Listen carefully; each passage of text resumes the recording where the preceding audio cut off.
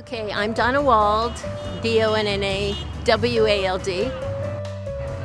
and I'm the president of Grandmothers Against Gun Violence, Cape Cod. Last week, we posted a video covering the Grandmothers Against Gun Violence rally in Hyannis. Take a look. We rally out here the 14th of every month at 11:30 in the morning. It sends a message that we're serious about ending gun violence. Gun violence has become more than we can all bear. It's not a district, it's not a town, it's the United States of America that has this problem. Everyone really needs to get involved, and especially if you have friends in states that are seeing the worst of the gun violence as we saw in Tennessee. Get them involved and encourage them to speak out because it's a national issue. Your legislators are looking for opinions on gun violence, so if you would call up your reps and your senators in Massachusetts and say you want them to bring the omnibus gun bill, which is a bunch of gun violence prevention bills. That's something easy you can do, and they need to hear from you. People all over the United States have to stand up and say, you know what, this is not normal and we're not going to live like this.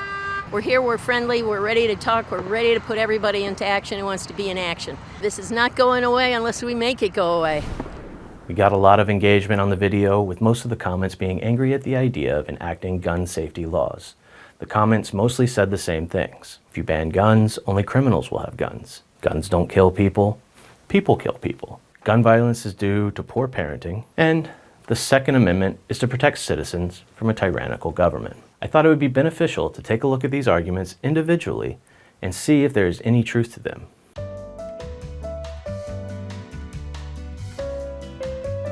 First off, just a quick disclaimer.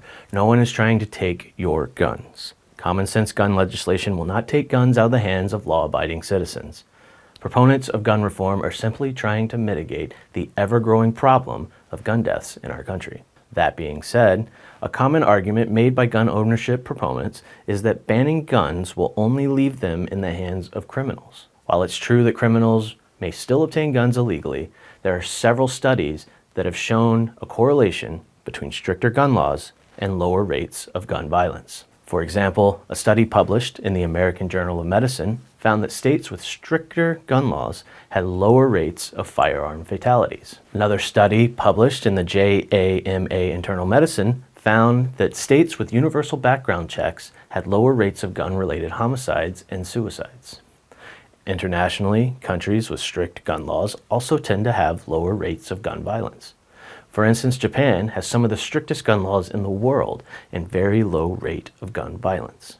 Similarly, Australia implemented strict gun laws after a mass shooting in 1996 and has since seen a significant decrease in gun-related deaths. While there are many factors that contribute to gun violence, these studies suggest that stricter gun laws can be an effective way to reduce the number of deaths and injuries caused by firearms.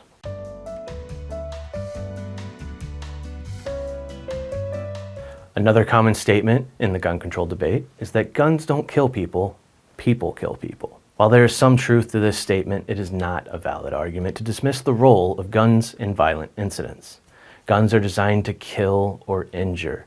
They make it easier for individuals to harm others. While it is true that people are ultimately responsible for their actions, the availability and accessibility of guns increase the likelihood and severity of violence. Moreover, the argument overlooks the fact that not all people who use guns to harm others are mentally stable or emotionally sound.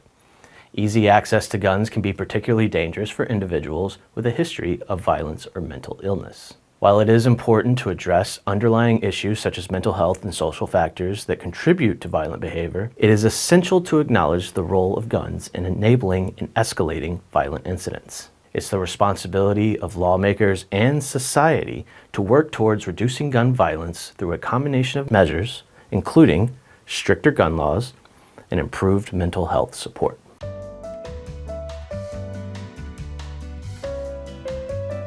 Blaming gun violence on poor parenting is a complex issue that cannot be simplified into one single factor. While it is true that parents play a crucial role in shaping their children's beliefs and behaviors, it is not fair to place the blame entirely on them. Other factors such as easy access to guns, mental health issues, and social influences also contribute to gun violence.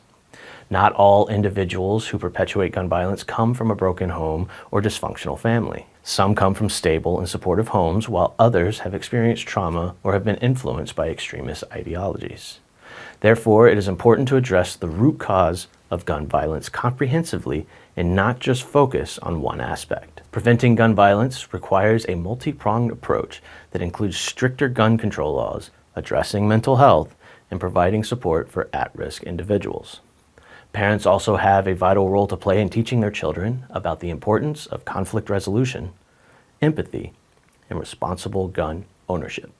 It's important to approach the issue of gun violence with the nuanced perspective, recognizing that there is no one-size-fits-all solution. We need a comprehensive approach that addresses all contributing factors.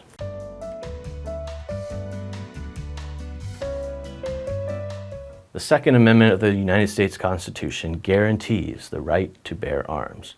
One common argument for this amendment is that it is necessary to protect citizens from a tyrannical government. The idea is that armed citizenry can resist government oppression and tyranny. While this may seem like a reasonable argument, it is important to consider the context in which this amendment was written. At the time the Second Amendment was written, the United States was a new country with a small standing army. The government relied on state militias to defend the country. The Second Amendment was intended to ensure that the states could maintain these militias by allowing citizens to own and carry firearms. Today, the United States has a well-trained and well-equipped military, and there is no realistic scenario in which a group of citizens could successfully resist the might of the U.S. military. It's clear that making logical points based on actual data won't change the collective opinion of gun rights activists, but I'd like to leave them with a quote from Ronald Reagan. During his time as governor of California and shortly before passing the NRA-supported Mulford Act, a state bill prohibiting the open carry of loaded firearms, along with an addendum prohibiting loaded firearms in the state capitol. But I would think that some of the bills that have been suggested, such as not carrying a loaded weapon on a city street or in town, this might certainly be a good one. There is absolutely no reason why out on the street today civilians should be carrying a loaded weapon.